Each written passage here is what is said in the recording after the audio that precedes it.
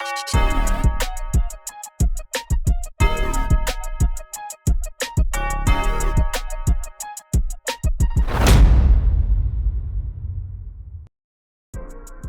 right, y'all, we're back. This is a new SEC podcast. We're giving you a preview of Oklahoma taking on the Alabama Crimson Tide out in Norman. Super excited for this one. 8 p.m. Eastern, 7 p.m. Central.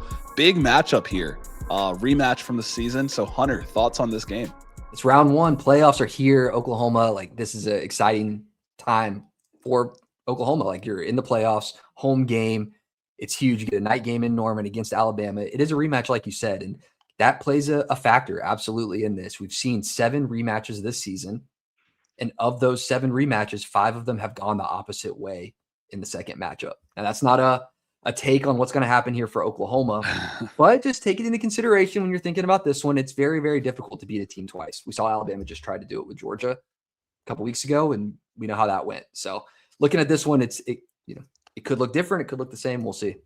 Yeah, and it's one of 2 rematches in the first round of the playoffs as well, right? We obviously see Ole Miss is playing Tulane. In the first matchup, one of the things that Alabama, we saw them do pretty well was control time of possession. When you think about this matchup, how important will time of possession be when we look at these 2 teams?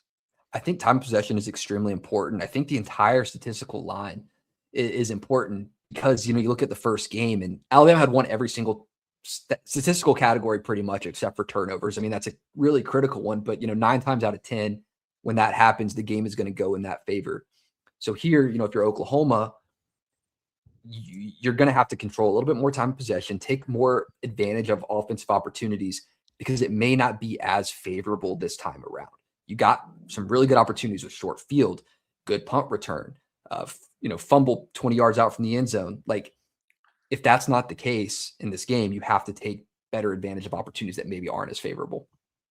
Yeah, and I think, where Oklahoma has this chance to take advantage of those opportunities is being able to slow down the run game. We saw the Alabama run team or overall running offense put up -3 rushing yards against Georgia. Right now, Oklahoma has the #1 rushing defense in the SEC when it comes to rushing yards allowed. How much of a factor do you feel like that will play, and will they have the opportunities to force turnovers? Yeah, Jam Miller's spot. No, you're good. Jam Miller's supposed to be back for this one. He's on the practice field. I don't think it matters too much who Alabama puts back there to run the ball. I think it's just more of a play to maybe open things up, keep Oklahoma honest. I don't think Alabama really runs the ball well in this game at all, and I don't know if it necessarily matters that much. It's been a difficult part of their game. They've won in spite of it plenty times. It's more about in the times when you're not running the ball, how does the protection look against Oklahoma tied for first in sacks per game? How does the receiver separation look? How does Ty's processing ability look when you're trying to make plays a little bit earlier, knowing you have pressure in your face? I think running is a small part of it. I don't think they need to have a crazy stat line to win, and I think that Oklahoma doesn't need to put a super big emphasis on it. I think stopping will come naturally. Yeah. I mean, I could definitely see that. I mean, these offenses are really like 2 opposites, right? For Oklahoma, they're really kind of pigeonholed and focus on the running the football. Right now, John Mateer on the season, 2,500 passing yards, only 12 passing touchdowns, 10 interceptions compared to Ty's 3,200 passing yards, 26 touchdowns, and 5 interceptions. Emergent receivers coming in this case with Jeremy Bernard and Latier Brooks and the likes. 2 different offensive styles. Thoughts? Yeah, I mean, I'd be remiss to not talk about offensive struggles for both sides as of late. I mean, Oklahoma right now, between the 2 quarterbacks, they're the 2 most sacked quarterbacks of the playoff quarterbacks, and they're playing in this game. John Mateer, on the other hand, I feel as if some of Ty's mistakes have been caused by pressure on him, the lack of the running game, where I feel like some of Mateer's mistakes have been self-inflicted, missing receivers that are wide open, putting the ball in the dirt, making poor decisions. And third lowest completion percentage of these, of the quarterbacks in the playoff right now. So, looking at the 2 offenses, I think if you're Oklahoma, it's more about just playing a clean game. You don't need to do anything groundbreaking. Your defense is going to control 90% of what you need to do to win a game. It's just about not making mistakes. About if you get 30 yards out, how do you not turn over the ball to be able to put your team in, field goal position? They can kick from 50, 60 yards. So yeah, you're fine there. It's just being average. I said this on one of the comments on one of our videos, just play to like 60, 70%. You don't have to be groundbreaking to win a football game if you're Oklahoma offensively. Yeah, and I think about this preview. We've covered Oklahoma so in depth this season, and we really appreciate all the support from the Oklahoma listeners. And we've covered Alabama really in depth as well. What do you feel like is something that maybe the media is missing that we haven't talked about in this matchup? It's an interesting one. I think, one of the things that they're missing in looking at this game and comparing it to the last one is I'm looking a little bit about Alabama defensively has been pretty good. They didn't play their best game against Oklahoma. They didn't get hardly any pressure on John Mateer. They, didn't play their best, and that could come in this game. We focused so much on the Oklahoma defense, and we focused so much on, some of Mateer's struggles. We focused on Ty Simpson's struggles that I think one of the fourth components here that's been left out of a lot of conversations is the Alabama defense being able to do things in their own right. It's not all Oklahoma offense's fault. If Alabama gets more pressure in this game, that's a huge key for them that I don't think is being talked about enough. Yeah, and I feel like, where Alabama sometimes has struggled to get pressure is when they play against mobile quarterbacks, the Gunnar Stocktons, right? The even the Auburn quarterback, like guys who can kind of run the football. It makes it tougher for pressures to happen. It makes it tougher for them to ultimately get the quarterback on the ground. And that's where, while Mateer might not be lighting it up in the air compared to last season, he is kind of hard to take down. He will kind of throw it out of bounds if he needs to. But to your point, if they are able to get pressure on him, that could change things. But I don't know. That's something that I've observed. When Alabama has struggled to get pressure, it's been like the Lenore Sellers. It's been the quarterback for Auburn, the quarterback for Georgia, and Gunnar Stockton, guys who just naturally get positive plays or avoid negative plays. Mm-hmm. Yeah. It sounds all doom and gloom right now. Like I feel like I'm talking doom and gloom on both teams, but something that can come into this game, and I think is a key swing here. We talk offense, we talk defense. Oklahoma was so dominant in the special teams unit last game, where Alabama was not. That is one of the things that Oklahoma is doing extremely well all year, whether it's the punt unit, the punt return unit, the field goal unit, the defensive field goal blocking unit. You look at three really big swing plays from the last game. It was the first punt that Oklahoma took back almost, into field goal range right off the jump that got first points on the board. The punt team forcing the fumble on Ryan Williams down there that turned into points. And then the missed field goal for Alabama. It slightly tipped depending on how you slow it down. I mean, those three plays accounted for 10 points for Oklahoma, 3 missed points for Alabama. Special teams unit for Oklahoma was key in last game. And if they show up this one, that's another big factor aside from the defense.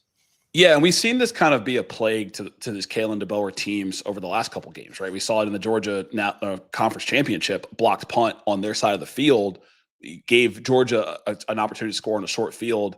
I would imagine that they're practicing these plays pretty heavily in Tuscaloosa.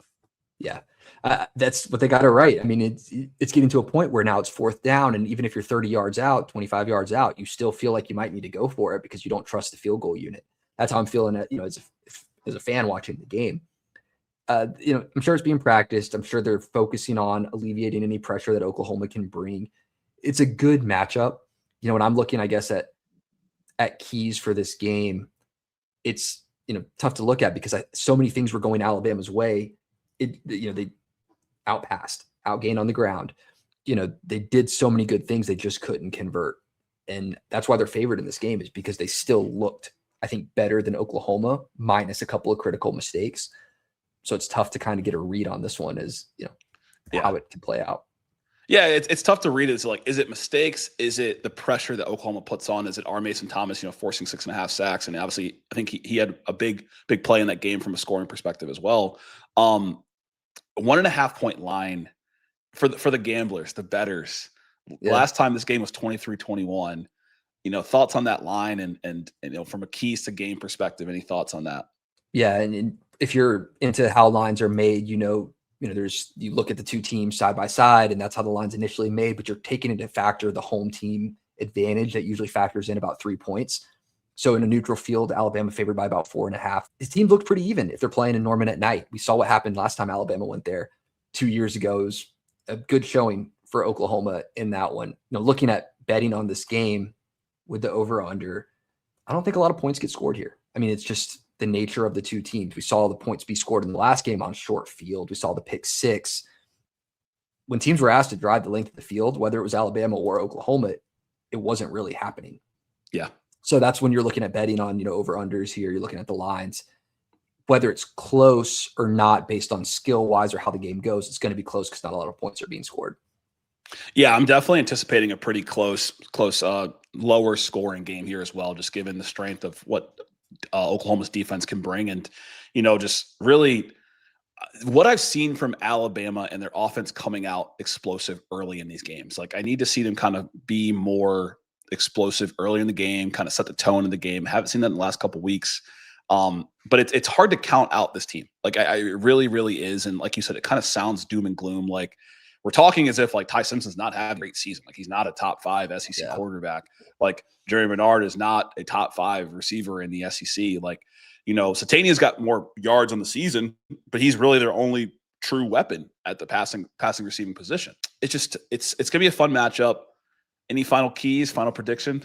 Final thoughts here. Like I said, I'm going to pick Alabama in this one for a couple reasons here as to how I'm looking at this game. One, it's a rematch. It's a tough thing to beat a team twice. On the second side, Alabama played pretty well in the first game, and just, a missed field goal could have been the difference in winning that one and being in a completely different position for the playoffs. The game happened the way it did, but in this one, I think Alabama improves their pass rush a little bit. They're going to feel pressure from Oklahoma. It's going to happen, but I think that they don't make as many mistakes that puts Oklahoma in favorable positions. And because of that, I got Alabama 21-19 here. Okay. All right. Some thoughts for me is that both of these teams are battle tested in close games. Oklahoma, LSU, Oklahoma, Tennessee, Alabama, South Carolina, Alabama, Auburn, Alabama, even against Georgia, the first Vanderbilt, one. Vanderbilt, Missouri. They've played games where Ty has had to be that guy. I know you talk a lot about teams putting themselves in a position to where they need these bigger plays and these bigger moments, but nonetheless, both of these teams have proven that they can play in these pressure situations. I favor Oklahoma in this game. I'm giving them the home advantage. I'm going to say 20-17 Oklahoma. All right. I like it. I think that the field goal unit for Oklahoma is phenomenal. I think it comes into play here. If you haven't watched it, we did another video kind of talking about what Oklahoma needs to do to win it all. So go watch that when you're done here. If you haven't seen it yet, we had some interesting stats there. And one of them, just to bring up as a closing factor here, is 20% of drives against Oklahoma don't get any yards because of negative plays that they've caused. Keep an eye on that in the game, is how Alabama attacks on first and second down. If they get stuffed in the run and Alabama's forced to, into third and 11s or third and 12s, that starts making this game just so extremely favorable for Oklahoma historically. How does Alabama play on first and second down is what I'm going to be keeping an eye on here. Let us know what you guys think. Oklahoma fans, Alabama fans, who do you got in this one? It's the first game of the playoff, Friday night, 8 p.m. I'm sure Norman is going to be rocking for this game. Well, once again, thank you for tuning in. We love talking about SEC football and college football, and this is a new SEC podcast. I'm Maryland Jr. We got Hunter Ziesman. Until next time.